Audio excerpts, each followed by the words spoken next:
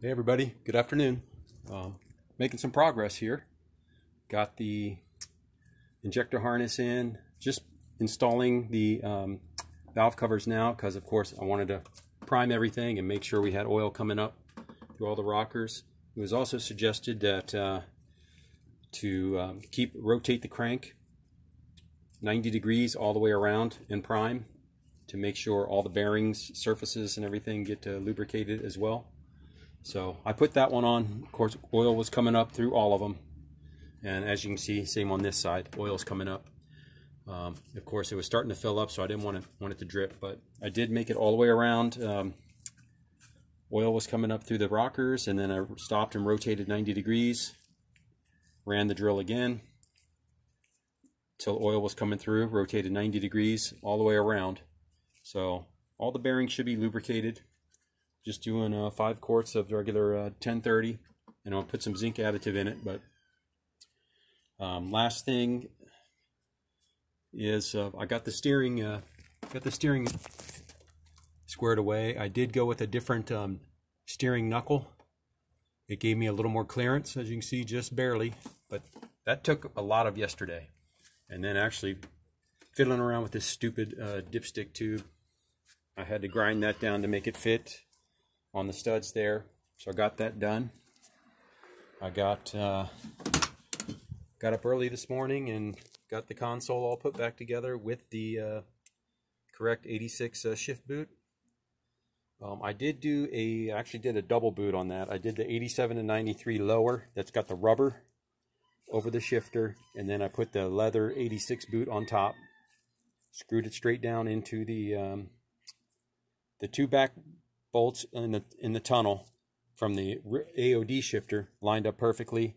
Then the front 2 I had to drill and use the hardware packet with those nut clips, and I put that down. But the 87 and 93 lower boot has a nice thick rubber cushion on the bottom, so that's sealed up just fine around the transmission tunnel, where this 86 boot kind of is lined with a thin sheet of rubber.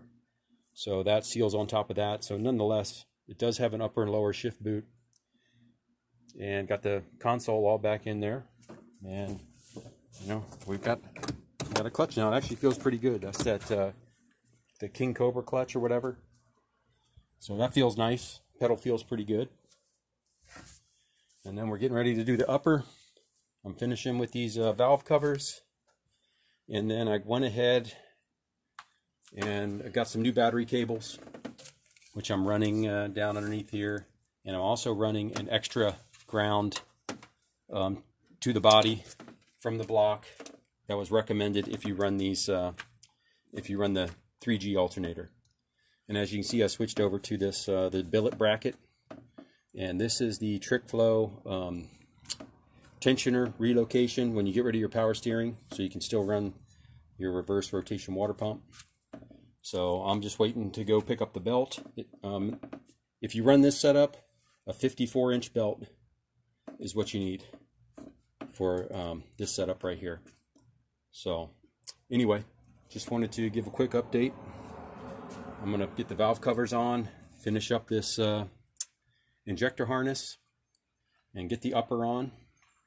And then it'll be down to the radiator and the fan, wiring the electric fan back up, and we'll be almost ready to go. I do have to wait for the injector harness, the O2 sensor harness extensions, which should be here tomorrow from Summit, so I can get the O2 sensors plugged in, and then I'll have to mess with the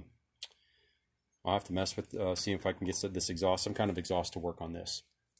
Anyway, that's the update for now. I'll probably post again tomorrow when I get a little further along. Thanks.